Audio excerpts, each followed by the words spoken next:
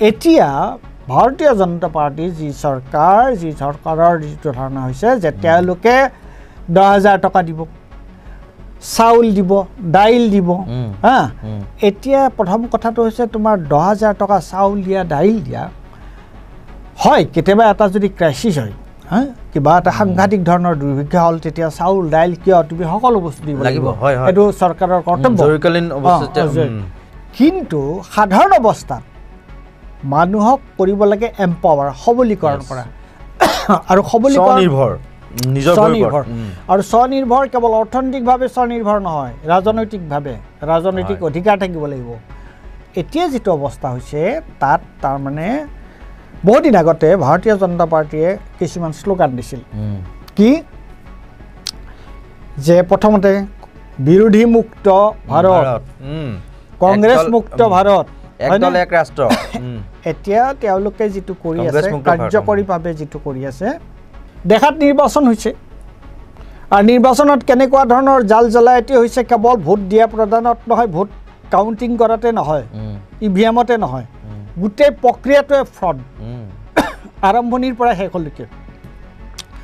আৰু চৰকাৰী যিটো ব্যৱস্থা, সেই চৰকাৰী ব্যৱস্থাটো এম্পাৱাৰৰ ব্যৱস্থা নহয়। সেইটো হৈছে যে তোমাক অলপ কিবা কিবি দিব, তোমাক ফুচুলাব, আৰু যাতে নিৰ্বাচনৰ আগে আগে তোমাৰ ভোটটো কিনিব। এতিয়া এই যিটো ব্যৱস্থা, এই ব্যৱস্থাৰ বিৰুদ্ধে কি হ'ব পাৰে, এই ব্যৱস্থাৰ পৰা পৰিত্ৰাণ কি হ'ব পাৰে? এই যিবিলাক পৰিত্ৰাণৰ কথা আমি ইয়াত আলোচনা কৰি আছোঁ, সেই একো পৰিত্ৰাণ নহয়। এই কিতাপখন, এই যিখন কিতাপ Why Nations Fail, এই কিতাপখনত এটা খুব গুৰুত্বপূৰ্ণ কথা কৈছে। আৰু সেই কথাটো কি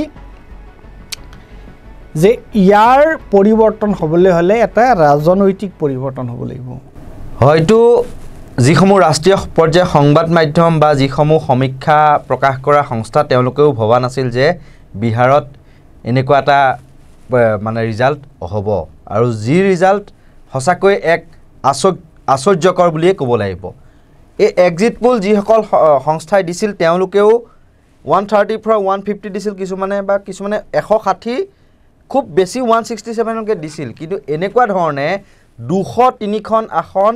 NDA মিত্ৰজোঁটে লাভ কৰিলে বিহাৰত। আৰু বিপৰীতে কিন্তু মহাগঠবন্ধনে তেওঁলোকে 35খন আসন আৰু অন্যান্যই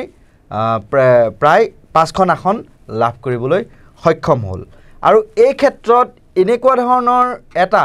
নভবা নিচিন্তা ৰিজাল্ট বতাহ বলিছিল কাৰ ফালে? ৰিজাল্ট হ'লগৈ কি? এয়া সঁচাকৈ আশ্চৰ্যজনক নহয়নে? কি এনেকুৱা ৰহস্য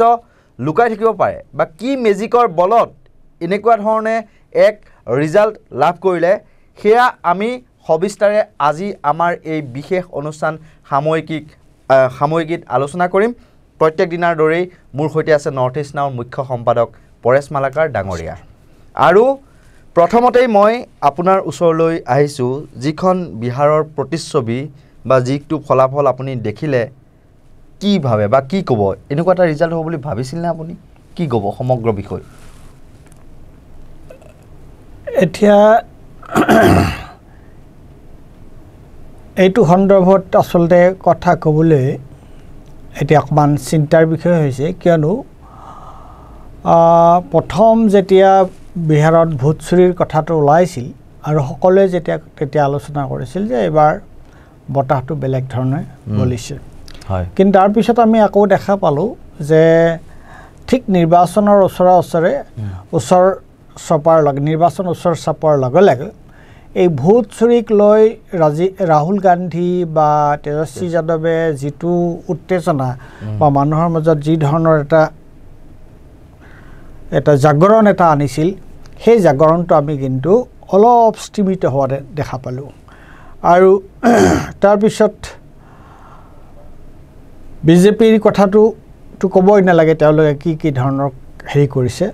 গতিকে এনেকুৱা এটা অনুভৱ হৈছিল যে হয়তো বিজেপিয়ে NDA জিকিব, কিন্তু তেওঁলোকৰ মাজত এটা যথেষ্ট ভাল প্ৰতিযোগিতা এটা হ'ব, সেইটো ভবা হৈছিল। আৰু যেতিয়া এক্সিট পোলবিলাক ওলাইছিল, এক্সিট পোল ওলাওঁতে তেতিয়া তেতিয়া কথাটো অলপ বেলেগ ধৰণৰ হৈ গৈছিল যে মানে সকলোৱে একমুখে NDA এই নিৰ্বাচনত জিকিব বুলি কৈছিল আৰু এটা গুৰুত্বপূৰ্ণ কথা এইখিনিতে লক্ষ্য কৰিবলগীয়া কথা সেইটো হৈছে যোৱা সময়ছোৱাত আমি দেখিছোঁ যে যেতিয়া এক্সিট পোল ওলায় এক্সিট পোলত যেতিয়া বিজেপি জিকিব বুলি কয় তেতিয়া বিজেপি জিকাটো প্ৰায় নিশ্চিত যোৱা সময়ছোৱাৰ কথা আৰু যেতিয়া কংগ্ৰেছ বা এই যিটো মহাগঠবন্ধন ইণ্ডিয়া এলায়েন্স জিকিব বুলি কয় তেতিয়াও কিন্তু আকৌ বিজেপি জিকে গতিকে এইবোৰ গুৰুত্বপূৰ্ণ প্ৰশ্ন এইবোৰৰ গোটেই কাৰণ কি হৈছে কি কথা তাৰ বিশ্লেষণ মই পিছৰ ফালে দিম কিন্তু প্ৰথমতে বিহাৰৰ যিটো নিৰ্বাচন এই বিহাৰৰ নিৰ্বাচনে প্ৰায় আটাইবোৰকে যিসকলে এই নিৰ্বাচন পৰ্যবেক্ষণ কৰি আছিল সেই সকলোকে স্তম্ভিত কৰিছে আৰু আনকি এই তুমি কৈছা যে যিবোৰে এক্সিট পোল দিছিল যিবোৰ প্ৰচাৰ মাধ্যমে বা সংস্থা তেওঁলোকে যিবোৰ এক্সিট পোল দিছিল তেওঁলোকেও ভবা নাছিল তেওঁলোকে 160 150 তেনেকুৱা ধৰণৰ কিন্তু তেওঁলোকে সাহস কৰা নাছিল ক'বলৈ যে বৰ্তমানৰ যিটো বাস্তৱত যিটো পৰিস্থিতি হ'ল এই ধৰণৰ কথা এটা কিন্তু কোনেও ভৱিষ্যতবাণী কৰা নাছিল কোনেও কোৱা নাছিল গতিকে এইটো এটা অভাৱনীয় এইটো এটা ফলাফল সেইটোহে কম মই যেহেতু আপুনি ৰাহুল গান্ধী ভোট চুৰিৰ প্ৰসংগটো উল্লেখ কৰিলে আৰু বিভিন্ন ধৰণৰ তেওঁ তথ্যও দাঙি ধৰিছিল বা সংবাদমেল অনুষ্ঠিত কৰিছিল বা প্ৰমাণো লৈ আহিছিল যিসকল লোকৰ মানে নাম কটা হৈছিল আৰু যিহেতু বিহাৰত কিন্তু এতিয়া ক'বলৈ আৰম্ভ কৰিছে SIR অহাৰ পিছতেই 65 লাখ ভোটাৰৰ নাম কিন্তু কৰ্তন হোৱা বুলি বিৰোধীয়ে বিভিন্ন সময়ত অভিযোগ তুলি আহিছিল আৰু সেইসকল লোকে যিসকলে ভোট দি আহিছিল যোৱাবাৰ লোকসভা নিৰ্বাচনলৈকে ভোট দি আহিলে হঠাৎ তেওঁলোকৰ নাম কাটি গ'ল বিশেষ অঞ্চল ভেদে আৰু তাৰমানে যিসকলে আচলতে কোৱা হৈছিল যে ভোট কাক দিয়ে সেইটো নাজানো কিন্তু বিৰোধীৰ সমৰ্থন থকা যিসমূহ এলেকা সেইসমূহত বিশেষকৈ নাম কৰ্তনৰ প্ৰকোপটো বেছি হোৱা বুলি কিন্তু অভিযোগ উত্থাপিত হৈছিল ভোট চুৰি প্ৰসংগ যেহেতু উল্লেখ কৰিলে এনেকুৱা ধৰণৰ অভিযোগবোৰ মানে কালিৰ যি ফলাফল সেই ফলাফলত প্ৰভাৱ পেলালে নেকি কি ক'ব আপুনি নাই এটা কথা হৈছে কি যে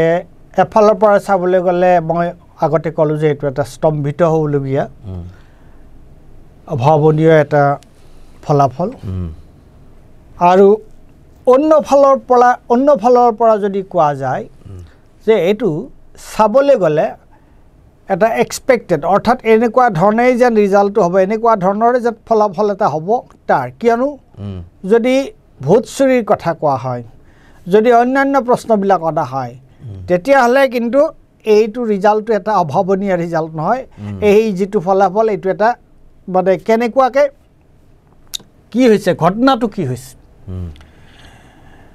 প্ৰথম কথা যে নিৰ্বাচনৰ ঠিক আগে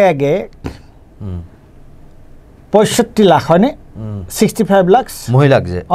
এইটো প্ৰায় 30 লাখ হ'ব 30 লাখ 30 লাখ 30 লক্ষ মহিলাক তেওঁলোকে 10,000কে টকা তেওঁলোকৰ একাউণ্টত সোমাই দিয়া গতিকে এইটো নিৰ্বাচন এতিয়া নিৰ্বাচনী বিধি যে যেতিয়া লাগু হয় নিৰ্বাচনী বিধি কেতিয়া লাগু হয় নিৰ্বাচনী বিধি লাগু হয় নিৰ্বাচনৰ যেতিয়া তাৰিখ যেতিয়া ঘোষণা কৰে তাৰপিছত এতিয়া সকলোৱে কৈছে যে নিৰ্বাচন আয়োগ এই চৰকাৰৰ মতে চলে এইটো যদি চৰকাৰৰ মতে চলে নিৰ্বাচন আয়োগক যদিহে চৰকাৰৰ মানুহ ক'লে যে তোমালোকে কেতিয়া নিৰ্বাচন ঘোষণা কৰিবা তেওঁলোকে যদি জনে যে তোমালোকে বা ডেটটো যদি চৰকাৰে যি ধৰণে যেতিয়া ঘোষণা কৰিবলৈ দিয়ে তেতিয়া ঘোষণা কৰে যদি ডেটটো ঘোষণা কৰাৰ 3 দিন আগতে 4 দিন আগতে এই ধৰণে মানুহৰ একাউণ্টত পইচা সোমাই যায় তেতিয়াহ'লে নিৰ্বাচনৰ দিনলৈকে কিমান দিন থাকিল বেছি দিন নাথাকিল নহয় গতিকে তাৰমানে কি হ'ল তাৰমানে ৰাইজৰ চৰকাৰী ধনেৰে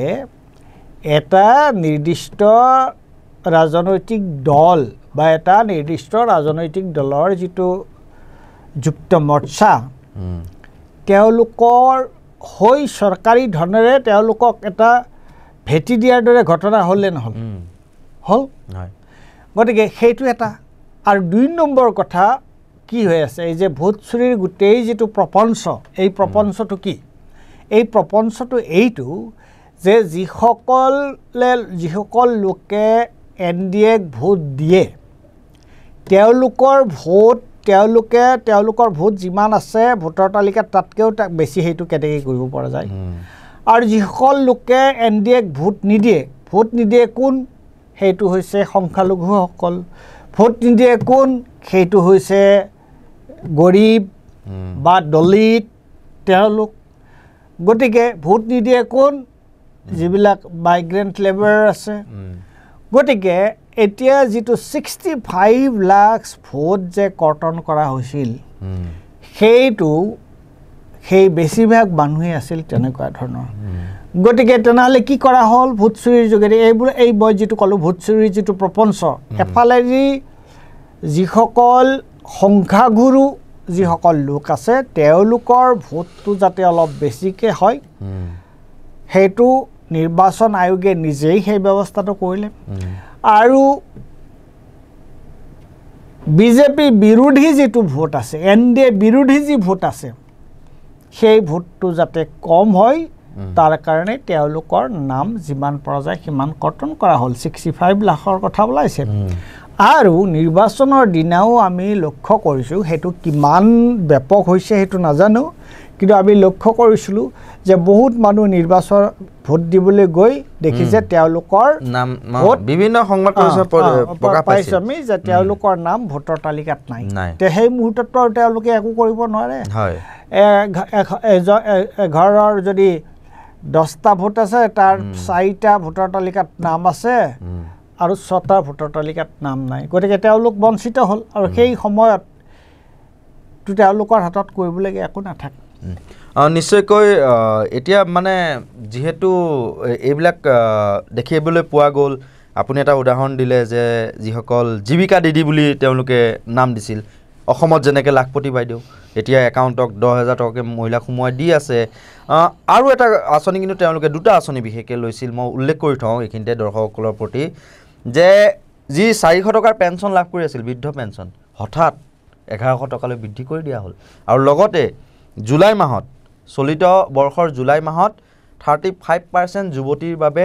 চাকৰিৰ ক্ষেত্ৰত বা শিক্ষাৰ ক্ষেত্ৰত আসন সংৰক্ষণ কৰিলে আৰু মহিলাৰ যিহেতু ফেক্টৰ এটা আৰু কিং মেকাৰ হিচাপে কিন্তু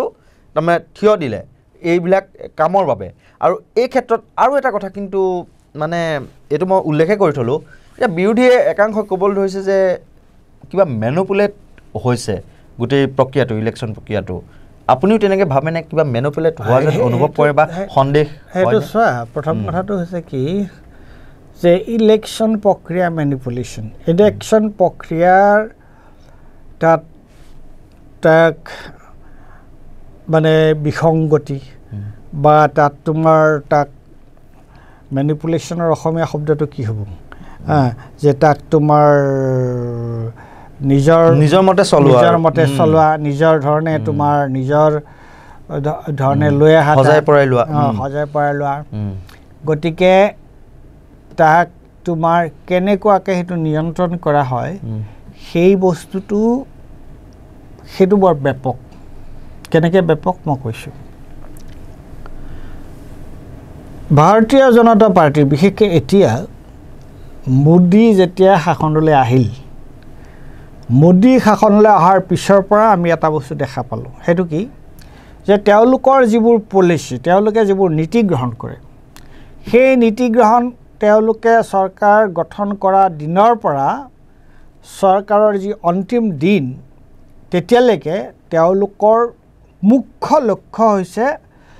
যে এবাৰ নিৰ্বাচনত তেওঁলোক জিকিলে নহয় অহাবাৰ নিৰ্বাচনত তেওঁলোকে কি কৰিলে অহাবাৰ নিৰ্বাচনতো জিকিব পাৰে গতিকে তেওঁলোকৰ মানে বছৰত 336 days 65 days নে কিমান 65 days 365 days 65 days আৰু তেনেকে তোমাৰ 5 বছৰত এই দিন গোটেই যিমান দিন আছে নহয় দেয়াৰ অনলি ফোকাস এতিয়া এটা হাঁহি উঠা কথা এইটো হৈছে কি বিৰোধী ইণ্ডিয়াৰ যে ইণ্ডিয়াৰ মহাজোঁটৰ তেওঁলোকৰ প্ৰশ্নটো হৈছে যে নিৰ্বাচনৰ আগলৈকে তেওঁলোকৰ মাজত কোন থাকিব কাৰ লগত কি থাকিব কাক কিমান আসন দিব সেই ধৰণৰ কথা আৰু এওঁলোকৰ কথাটো হৈছে 5 বছৰ নিৰ্বাচনত জিকাৰ পিছৰ পৰা চৰকাৰ গঠন কৰাৰ পিছৰ পৰা নেক্সট ইলেকশ্যনটো যেতিয়া আহিব তেতিয়ালৈকে তেওঁলোকৰ কামটো হৈছে যে এটাই ফোকাস যে কেনেকুৱাকে পিছৰ নিৰ্বাচনটো জিকিব পৰা যায় এইটো প্ৰশ্নটো এইটো নহয় যে আমি চৰকাৰলৈ আহিলো আহি কোন মুখ্যমন্ত্ৰী হ'ব আমি এইবোৰ সব পাহৰি গলো যে নিৰ্বাচনৰ কথাটো পাহৰি গলো আমি ৰাজ্যখনৰ সামগ্ৰিক উন্নয়নৰ কাৰণে আমি চিন্তা কৰিম নিৰ্বাচনৰ আগে আগে বাৰু আমি নিৰ্বাচনত কনসেন্ট্ৰেট কৰিম ভাৰতীয় জনতা পাৰ্টিৰ যিখন ব্যাকৰণ সেই ব্যাকৰণখন বেলেগ ভাৰতীয় জনতা পাৰ্টিৰ ব্যাকৰণখন হৈছে কি যে তেওঁলোক যিদিনা ক্ষমতালৈ আহিব তাৰ পিছদিনাৰ পৰা তেওঁলোকে নেক্সট যেতিয়া নিৰ্বাচন হ'ব তেতিয়ালৈকে তেওঁলোকৰ এটাই কাম এটা আৰু মাত্ৰ এটাই কাম সেইটো হৈছে নিৰ্বাচনত কেনেকৈ জিকিব লাগিব তেওঁলোকৰ যিবোৰ পলিচি তেওঁলোকে ল'ব যিবোৰ নীতি নিৰ্ধাৰণ তেওঁলোকে কৰিব সেই সকলো নীতি নিৰ্ধাৰণৰ উপলক্ষ্য হৈছে নিৰ্বাচনটো যেতিয়া নিৰ্বাচন আহিব সেই নিৰ্বাচনত তেওঁলোকে কেনেকৈ ভোটটো পাব কেনেকৈ নিৰ্বাচনত জিকিব তাৰ পৰিকল্পনা আৰু এই পৰিকল্পনাটো তেওঁলোকে কেনেকৈ কৰে এই পৰিকল্পনাটো তেওঁলোকে কৰে দুটা মূল হাতিয়াৰ তেওঁলোকৰ তিনিটা তেওঁলোকৰ হাতিয়াৰ এটা হৈছে তেওঁলোকৰ যিটো মেইন পলিটিক্স সেইটো হৈছে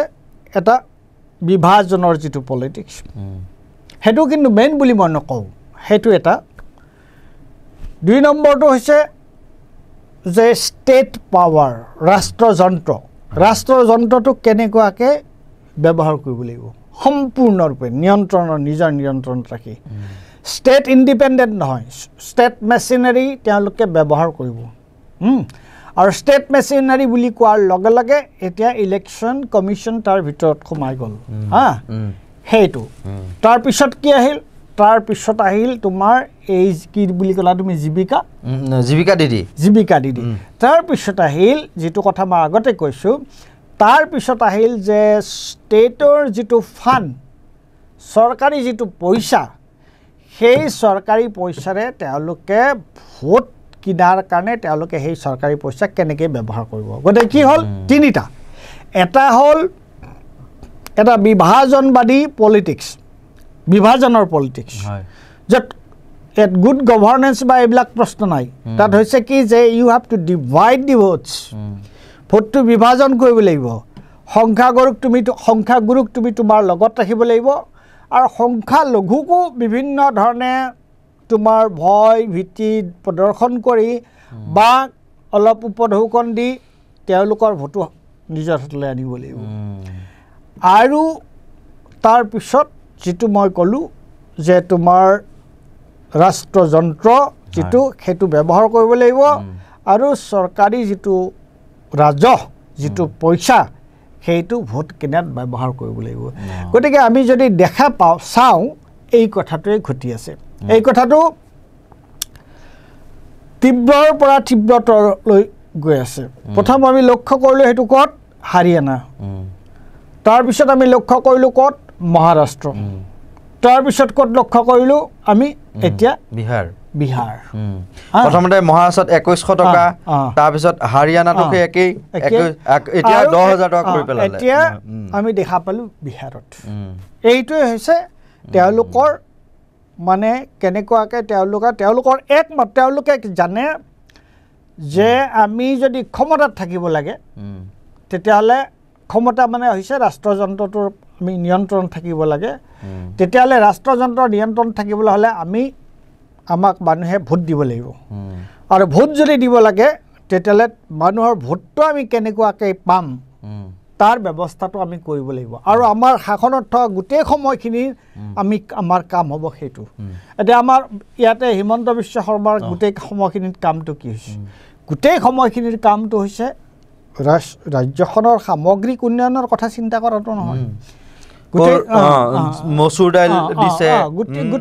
নিমখ দিছে কিন্তু যিবিলাক বজাৰত 134 টকাতে পোৱা যায় তিনিটা বস্তু 117 টকা দিছে 17 টকা এটা মাত্ৰ কমাই দিছে হেতুৰে বাহ লৈ আছে কিবা এটা দিছেতো দোকানত কিনাতকৈ কিবা এটা পাইছেতো গতিকে এই ব্যৱস্থাটো হৈছে এই কথাটোৱে মই আহিছোঁ আপুনি মাহতে পাটনা গৈ আহিছিল আমি জানিব পৰা মতে নিৰ্বাচনৰ পূৰ্বে আৰু এতিয়া মানে ৰাইজে এনেকুৱা ধৰণৰ ধৰি লওক আচলতে যিবিলাক হিতাধিকাৰী সৃষ্টিকাৰী আঁচনিৰ ওপৰত বেছিকৈ গুৰুত্ব দিছে কিন্তু সামগ্ৰিক ধৰি লওক স্বাস্থ্য খণ্ডত কি উন্নয়ন হৈছে সেইবিলাক আমি চিঞৰি থাকোঁ নিউজৰ জৰিয়তে দেখুৱাই দেখোঁ শিক্ষা খণ্ডত কেনেকুৱা তথৈব অৱস্থা ৰাস্তা ঘাটৰ অৱস্থা কি আজিও বহু মানুহে বিজুলী সংযোগ পোৱা নাই সেই তেনেকুৱা ধৰণৰ অত্যাধিক মূল্যবৃদ্ধি নিবনুৱা সমস্যা এই কথাবিলাকে আজি যেন এই হিতাধিকাৰী আঁচনিৰ ওচৰত হাৰ মানিছে নেকি বা সেই পৰ্যায়লৈকে ৰাইজক মানে নিগনিক যেনেকৈ ধৰি লওক বিস্কুট দি পেলাই ফাণ্ডত পেলোৱা হয় আঠাত পেলোৱা হয় সেই পৰ্যায়লৈ লৈ যোৱা হৈছে নেকি যাতে চৰকাৰৰ ওপৰত তেওঁলোকে মূৰ তুলি পেলাই কথা পাতিব ক'ব নিবিচাৰে সেই তেনেকুৱা এটা পৰ্যায়লৈ নিছে নেকি কি ক'ব এই যিটো প্ৰশ্ন হয় এই প্ৰশ্নটো হৈছে এটা অতি মৌলিক প্ৰশ্ন আৰু মই দিয়া আগৰ উত্তৰৰ লগত ইয়াৰ সম্পৰ্ক আছে হা এতিয়া তুমি কৈছা আৰু মই বিহাৰত যোৱাৰ কথাটো কৈছা তুমি পাটনাত যোৱাৰ কথাটো কৈছিলা প্ৰশ্নটো হৈছে যে এই যিটো অৱস্থা এই অৱস্থাটোৰ পৰা আচলতে আমি ক'লৈ গৈ আছোঁ সেইটো হৈছে অতি স্পষ্ট সেইটো হ'ল যে এখন দেশৰ বা এখন ৰাজ্যৰ সৰ্বাংগীন উন্নয়নৰ কথা যিটো আমি কওঁ সেই সৰ্বাংগীন উন্নয়ন কিন্তু এইটো কেৱল অৰ্থনৈতিক উন্নয়নেই নহয় তাত হিউমেন ডেভেলপমেণ্ট বোলা বস্তু এটা আছে এতিয়া মানে মানৱ উন্নয়নৰ কিছুমান সূচক আছে সেই সূচকবোৰ কি সেই সূচকবোৰ হৈছে যে এটা ঠাইত শিশু তোমাৰ যে শিশুসকলৰ মানে শিশুসকলৰ তোমাৰ মৃত্যুৰ হাৰটো কেনেকুৱা মহিলাসকলৰ স্বাস্থ্য কেনেকুৱা তাত তোমাৰ বয়সস্থ লোকসকলৰ কাৰণে কি ব্যৱস্থা আছে তাত তোমাৰ শিক্ষা সকলোৱে শিক্ষা পাইছেনে আৰু সকলোৱে শিক্ষা পালেও নহ'ব আমি সেই শিক্ষাৰ গুণগত মান কেনেকুৱা ধৰণৰ তাৰপিছত কৰ্মসংস্থানৰ প্ৰশ্নটো কেনেকুৱা যে মানুহে নিজৰ ভৰিৰ ওপৰত নিজে থিয় হ'ব পাৰিছে নাই আৰু তাতকৈ আটাইতকৈ ডাঙৰ কথাটো হৈছে যে মানুহৰ ৰাজনৈতিক স্বাধীনতা আছে নাই ৰাজনৈতিক স্বাধীনতাৰ অৰ্থটো কি যে এখন চৰকাৰক যদি ৰাইজে বেয়া পাইছে যে সেইখন চৰকাৰ উফৰাই বেলেগ এখন চৰকাৰ তালৈ আনা অৰ্থাৎ যিটো আইনৰ শাসন বুলি ক'ম যিটো আমি সাংবিধানিক প্ৰমূল্যৰ কথা বুলি কওঁ এই বস্তুবিলাক আছে নাই অৰ্থাৎ এই ৰাজনৈতিক যিটো মানুহৰ যিটো ৰাজনৈতিক যিটো অধিকাৰ সেইটো আছে নাই এতিয়া যদি আমি চাওঁ ভাৰতবৰ্ষত কি হৈ আছে এতিয়া তুমি ভাৰতবৰ্ষত চাবা এখন ৰাজ্যৰ পিছত এখন ৰাজ্যত য'ত বিজেপিৰ শাসন ধাৰাবাহিকভাৱে আছে তাত কিন্তু মানুহৰ এই ৰাজ্যৰ যিটো মানুহে গুজৰাট মডেলক কিয় উপলুঙা কৰে গুজৰাট মডেলক উপলুঙা কৰে কি কাৰণে যে তাত এই বস্তুবিলাক কেনেকুৱা ধৰণৰ এই হিউমেন ডেভেলপমেণ্টৰ ইণ্ডেক্সবোৰ কি শিক্ষাত কেনেকুৱা ধৰণৰ হৈছে চৰকাৰী শিক্ষাৰ ব্যৱস্থাটো কি স্বাস্থ্য খণ্ডৰ ব্যৱস্থাটো কি তাত মহিলাৰ তোমাৰ এই কি মহিলা বুলি কয় এইবোৰ গৰ্ভৱতী মহিলাৰ অৱস্থাটো কি নৱজাতকৰ অৱস্থাটো কি সেইটো এই বস্তুবিলাক কেনেকুৱা আৰু নাম্বাৰ 1 তাত মানুহৰ ৰাজনৈতিক অধিকাৰ তাত আছে নাই নে তাৰ ওপৰত কিবা এটা চাপ সৃষ্টি কৰা হৈছে এতিয়া ভাৰতীয় জনতা পাৰ্টি যি চৰকাৰৰ যিটো ধাৰণা হৈছে যে তেওঁলোকে 10,000 টকা দিব, চাউল দিব, দাইল দিব। হা, এতিয়া প্ৰথম কথাটো হৈছে তোমাৰ 10,000 টকা চাউল দিয়া, দাইল দিয়া হয়। কেতিয়াবা এটা যদি ক্ৰাইচিছ হয়, হা, কিবা এটা সাংঘাতিক ধৰণৰ দুৰ্ভিক্ষ হ'ল, তেতিয়া চাউল দাইল কিয় তুমি সকলো বস্তু দিব লাগিব, এইটো চৰকাৰৰ কৰ্তব্য। কিন্তু সাধাৰণ অৱস্থাত মানুহক কৰিব লাগে এম্পাৱাৰ, সবলীকৰণ কৰা। আৰু স্বনিৰ্ভৰ, আৰু স্বনিৰ্ভৰ কেৱল অৰ্থনৈতিকভাৱে স্বনিৰ্ভৰ নহয়, ৰাজনৈতিকভাৱে ৰাজনৈতিক অধিকাৰ থাকিব লাগিব। এতিয়া যিটো অৱস্থা হৈছে তাত তাৰমানে বহুদিন আগতে ভাৰতীয় জনতা পাৰ্টীয়ে কিছুমান শ্লোগান দিছিল, কি যে প্ৰথমতে বিৰোধী মুক্ত ভাৰত, কংগ্ৰেছ মুক্ত ভাৰত, একদল এক ৰাষ্ট্ৰ। এতিয়া তেওঁলোকে যিটো কৰি আছে, কাৰ্যকৰীভাৱে যিটো কৰি আছে, দেখাত নিৰ্বাচন হৈছে। আৰু নিৰ্বাচনত কেনেকুৱা ধৰণৰ জাল জালায়াতি হৈছে, কেৱল ভোট দিয়া প্ৰদানত নহয়, ভোট কাউণ্টিং কৰাতে নহয়, EVM-তে নহয়, গোটেই প্ৰক্ৰিয়াটোৱে ফ্ৰড, আৰম্ভণিৰ পৰা শেষলৈকে। আৰু চৰকাৰী যিটো ব্যৱস্থা, সেই চৰকাৰী ব্যৱস্থাটো এম্পাৱাৰৰ ব্যৱস্থা নহয়। সেইটো হৈছে যে তোমাক অলপ কিবা কিবি দিব, তোমাক ফুচুলাব, আৰু যাতে নিৰ্বাচনৰ আগে আগে তোমাৰ ভোটটো কিনিব। এতিয়া এই যিটো ব্যৱস্থা, এই ব্যৱস্থাৰ বিৰুদ্ধে কি হ'ব পাৰে, এই ব্যৱস্থাৰ পৰা পৰিত্ৰাণ কি হ'ব পাৰে? এই যিবিলাক পৰিত্ৰাণৰ কথা আমি ইয়াত আলোচনা কৰি আছোঁ, সেই একো পৰিত্ৰাণ নহয়। এই কিতাপখন, এই যিখন কিতাপ Why Nations Fail, এই কিতাপখনত এটা খুব গুৰুত্বপূৰ্ণ কথা কৈছে। আৰু সেই কথাটো কি যে ইয়াৰ পৰিৱৰ্তন হ'বলৈ হ'লে এটা ৰাজনৈতিক পৰিৱৰ্তন হ'ব লাগিব। আৰু সেই ৰাজনৈতিক পৰিৱৰ্তনটো কোনে কৰিব? সেই ৰাজনৈতিক পৰিৱৰ্তনটো কৰিব লাগিব আমাৰ তৰুণ প্ৰজন্মই। হা, আৰু তেওঁলোকে সকলোকে লগত লৈ এই পৰিৱৰ্তনটো সেইটো হৈছে ৰাজনৈতিক অধিকাৰৰ কাৰণে পৰিৱৰ্তন। আৰু এই পৰিৱৰ্তনটো হৈছে যে আমাৰ যিবোৰ সাংবিধানিক অনুষ্ঠান আছে, সেই সাংবিধানিক অনুষ্ঠানবিলাকৰ স্বতন্ত্ৰতাৰ কাৰণে পৰিৱৰ্তন। আমাৰ যে তোমাৰ হিউমেন ৰাইটছ আৰু পলিটিকেল ৰাইটছ, কনষ্টিটিউচনেল ভেলুজ, এইবিলাক যদি এইবোৰ আহি যায়, তেতিয়া অট'মেটিকেলি এই ধৰণৰ ব্যৱস্থা এটাৰ পৰিৱৰ্তন হ'ব। আৰু সেইবোৰ নোহোৱাকৈ এতিয়া কেৱল অপজিশ্যনৰ মাজত আসনৰ ভাগ বতৰা কৰি বিজেপিৰ লগত ফাইট কৰিব পৰা নাযাব। গতিকে আৰু অপজিশ্যনৰ যিটো পলিটিক্স, সেইটো তেওঁলোকে ভাৰতীয় জনতা পাৰ্টীৰ পলিটিক্সক অনুকৰণ কৰিব পাৰে। ভাৰতীয় জনতা পাৰ্টীৰ পলিটিক্স অনুকৰণ কৰি তেওঁলোকে ভাৰতীয় জনতা পাৰ্টীক কেতিয়াও তেওঁলোকে পৰাভূত কৰিব নোৱাৰে। কাৰণ তেওঁলোকৰ হাতত ৰাষ্ট্ৰযন্ত্ৰ নাই, তেওঁলোকৰ হাতত পইচা পাতি নাই, হা, তেওঁলোকৰ হাতত বিভাজনৰ ৰাজনীতি নাই। এইকেইটা যদি কৰে তেওঁলোকেও যদি কৰে, তাৰ দ্বাৰা কি ৰাইজ উপকৃত হ'ব নেকি? নহয় নহয়। গতিকে ৰাইজৰ মূল পলিটিক্সৰ মূল কথাটো কি? পলিটিক্সৰ মূল কথাটো হৈছে পাৰ্টিচিপেশ্যন অফ দি কমন পিপল, সাধাৰণ মানুহৰ অংশগ্ৰহণ। আৰু সাধাৰণ মানুহে অংশগ্ৰহণ কৰি যদি চৰকাৰ এখনক বদলাব পাৰিব লাগিব তেওঁলোকে। আৰু সাধাৰণ মানুহৰ অংশগ্ৰহণ যেতিয়া হয়, তেতিয়াহ'লে ৰাইজৰ কাৰণে কোনবোৰ নীতি নিৰ্ধাৰণ কৰা দৰকাৰ ৰাইজে নিজেই নিশ্চিত কৰিব।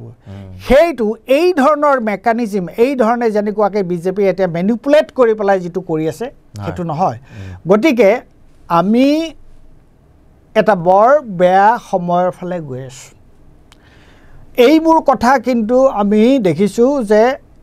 এই কথাবিলাক আমাৰ এইবোৰ বিতৰ্কবিলাকত আলোচনা হোৱাটো দেখা নাই। যে আমাৰ যে ৰাজনীতিৰ এটা যে এক ধৰণৰ এটা টেকটনিক, মানে এক ধৰণৰ এক গুৰুত্বপূৰ্ণ এটা মৌলিক পৰিৱৰ্তন হ'ব লাগিব, সেই কথাটো আলোচনা হোৱা নাই। আৰু ভাৰতীয় জনতা পাৰ্টীয়ে কিন্তু আমাক সেই প্ৰশ্নটোৱে চকুৰ আগত আনি দিছে যে নিৰ্বাচন হ'ব, কিন্তু নিৰ্বাচনত কোন জিকিব আগতে নিশ্চিত হৈ থাকিব। হা, গতিকে তোমাৰ এইটো যদি পৰিৱৰ্তন কৰিব লগা হয়, এইটো পৰিৱৰ্তনৰ সম্ভাৱনা কেৱল এটাই আছে, সেইটো হৈছে এটা গ্ৰাছৰুট লেভেলৰ পৰা তৃণমূল পৰ্যায়ৰ পৰা আৰম্ভ কৰা এটা ৰাজনৈতিক আন্দোলন যি ৰাজনৈতিক আন্দোলনে মানুহক এম্পাৱাৰ কৰিব টকা পইচা দি ভগাই এইবিলাকে একো কৰিব নোৱাৰে মানুহৰ মাজত এটা সচেতনতা আনিব লাগিব এটা ৰাজনৈতিক পৰিৱৰ্তন হ'ব লাগিব আৰু সেই ৰাজনৈতিক পৰিৱৰ্তন যেতিয়া হ'ব অলপ সময় বেছি লাগিব তেতিয়া এই ভাৰতীয় জনতা পাৰ্টিৰ এই যিটো কাৰসাজি এই কাৰসাজিটো তেতিয়া আৰু টিকি নাথাকিব মই সেইটোৱে কৈছোঁ এতিয়া নহয় ধৰি লওক বিহাৰলৈকে যদি আমি চাওঁ NDAৰ সৈতে সুৰ মিলাই পেলাই তেজস্বী যাদৱে ঘোষণা কৰি দিলে যে ঘৰে ঘৰে এটা এটা চাকৰি দিম মহিলাসকলক 1000 টকাকৈ প্ৰতিমাহে দিম তেনেকুৱা ধৰণৰ কথাবিলাক তাৰমানে বিজেপিক দেখিয়ে বোলে উঠিল গা তেজস্বী বোলে মুকুচা তেনেকুৱা ধৰণৰ কথাবিলাক হ'ল এইবিলাকৰ কথা আচলতে বিৰোধীয়ে গুৰুত্ব দিব নালাগে আচল কথাত যিবিলাক কথা সমাজত ঘটি আছে আজি কোনোবাই ধৰি লওক চাউল পাইছে বা দাইল পাইছে বা কিবা কিবি পাইছে সেয়া চৰকাৰে তেওঁলোকৰ কৰৰ টকা পইচা লৈ তেওঁলোককে আকৌ দি আছে কোনেও কাৰো পকেটৰ পৰা এই ধন দিয়া নাই সেইখিনি তেওঁলোকৰ যদি প্ৰাপ্যৰ অধিকাৰ চৰকাৰ এখনে যদি আঁচনিৰ অধীনত যদি সেয়া দিব খুজিছে সেয়া দিবই লাগে কিন্তু তাৰ বিপৰীতে সমাজখনৰ কি উন্নতি হৈছে বা আপোনালোক অৰ্থনৈতিকভাৱে স্বাধীন হোৱাৰ লগতে ৰাজনৈতিকভাৱে আপুনি কিমান স্বাধীন আপুনি আপোনাৰ মত প্ৰকাশৰ স্বাধীনতা হেৰুৱাইছে নেকি কিবা ভুল দেখি পেলাই যদি আপুনি প্ৰতিবাদ কৰিছে আপোনাক দমনমূলক নীতিৰে ঘৰত গৈ দম দি পেলাই বহুৱাই ৰাখিব খোজা হৈছে নেকি সেই তেনেকুৱা ধৰণৰ কথাবিলাকৰ কিন্তু সবল প্ৰতিবাদ কৰিবলৈ সময় আহি পৰিছে এতিয়া আমি দেখা পাইছোঁ যে এনেকুৱা ধৰণৰ ভয় ভাবুকি খুওৱা হয় যদিহে কোনোবা যদি কংগ্ৰেছৰ যদি সমদলত যায় বা কংগ্ৰেছৰ যদি মিটিঙত যায় তোৰ অৰুণোদয় আঁচনিৰ ধন কাটি দিম বা তোৰ লাখপতি বাইদেউ আঁচনিৰ পৰা তেওঁক উলিয়াই দিম বা তহঁতে যদি যে ঘৰ পাবলগীয়া আছিল সেই ঘৰটো নাপাৱ সেইটো কিন্তু কেতিয়াও সেইটো কৰিবও নালাগে আৰু যদি কোনোবাই কৰিবও বিচাৰে তাৰ বিৰুদ্ধে কিন্তু আইনৰ কাষ চাপিব লাগে বা সজোৰে ইয়াৰ প্ৰতিবাদ কৰিব লাগে কিয়নো কোনেও কাৰো পকেটৰ ধনেৰে বা কোনো মন্ত্ৰী নেতা বা মুখ্যমন্ত্ৰীৰ পকেটৰ ধনেৰে সেই ধন নাযায় আৰু এনেকুৱা ধৰণৰ সেইকাৰণে কথাবিলাক ৰাইজ আজি সজাগ হ'ব লাগে সমান্তৰালকৈ সজাগ হ'ব লাগে বিৰোধী ৰাজনৈতিক দলসমূহ নহ'লে বিহাৰত যি এক্সিট পোলেও যিটো কামনা কৰা নাছিল বা এক্সিট পোলেও বিচৰা নাছিল সেইটো ফলাফল সেই ফলাফল কিন্তু হ'ল গতিকে সকলো প্ৰকাৰ কেৱল EVM মেনিপুলেশ্যনে নহয় ৰাজনৈতিক প্ৰক্ৰিয়াটো আজি পৰেশ মালাকাৰ ডাঙৰীয়াই কোৱাৰ দৰে একদম তেওঁলোক জিকাৰ দিন ধৰি অহা নিৰ্বাচনৰ দিন ঘোষণা কৰা সময়লৈকে তেওঁলোকৰ এটাই উদ্দেশ্য তেওঁলোকৰ লক্ষ্য উদ্দেশ্য এটা কেনেকৈ তেওঁলোকে আসনখন ল'ব পাৰি ভোট ক্ৰয় কৰিব পাৰি চৰকাৰৰ ধন সেয়া ব্যৱহাৰ কৰি বা নিৰ্বাচনী অধিসূচনা সেয়া ভংগ কৰি হ'লেও মুঠতে তেওঁলোকক ভোট লাগে কিন্তু ৰাইজৰ সমাজৰ সৰ্বাংগীন উন্নয়নৰ বাবে তেওঁলোকে কিন্তু একো কৰা নাই গতিকে এনেকুৱা ধৰণৰ সত্য নিৰ্ভীক নিৰপেক্ষ যিসমূহ বিশ্লেষণ হয় এটা কথা সেইটো হৈছে মই যিটোৰ ওপৰত গুৰুত্ব দিছোঁ সেইটো হৈছে এক সৰ্বাত্মক এটা ৰাজনৈতিক আন্দোলন হয় সেইটোৱেহে এই পৰিস্থিতিৰ পৰা আমাক পৰিত্ৰাণ দিব পাৰিব নিশ্চয়কৈ আমি হাত সাৱটি মনে মনে বহি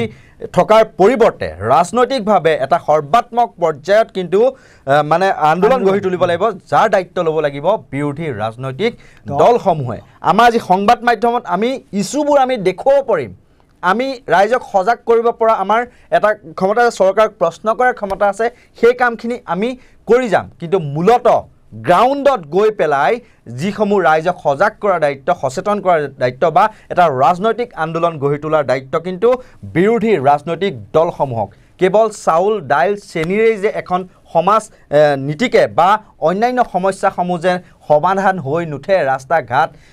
বা বিদ্যুতৰ যোগান পাইছেনে নাই বা যিসমূহ স্বাস্থ্য সেৱা তেওঁলোকে বিনামূলীয়া চিকিৎসা সেৱা পাইছেনে বিনামূলীয়া শিক্ষাৰ নামত স্কুল কেইখন বন্ধ হ'ল কিমানে মানে বিনামূলীয়াকৈ শিক্ষা লাভ কৰাৰ নামত কেনেকুৱা ধৰণৰ তথৈব চৰকাৰী বিদ্যালয়ত পঢ়িবলগীয়া হৈছে ডেস্ক বেঞ্চ নাই প্ৰস্ৰাৱগাৰ নাই এইবিলাক কথাটো কিন্তু গুৰুত্ব আৰোপ কৰিব লাগিব বিৰোধী ৰাজনৈতিক দলসমূহে তেতিয়াহে কিন্তু বিহাৰৰ নিচিনা এটা নিৰ্বাচনী ফলাফল নাপাব বিৰোধী ৰাজনৈতিক দলসমূহে এনেকুৱা ধৰণৰ সত্য নিৰপেক্ষ যিসমূহ বিশ্লেষণ তাৰ বাবে আপোনালোকে চাই থাকিব নৰ্থ ইষ্ট নাও আৰু ইয়াৰ লগে মই কল্পজ্যোতি শইকীয়া আৰু পৰেশ মালাকাৰ ডাঙৰীয়া আপোনালোকৰ বিদায় লৈছোঁ ধন্যবাদ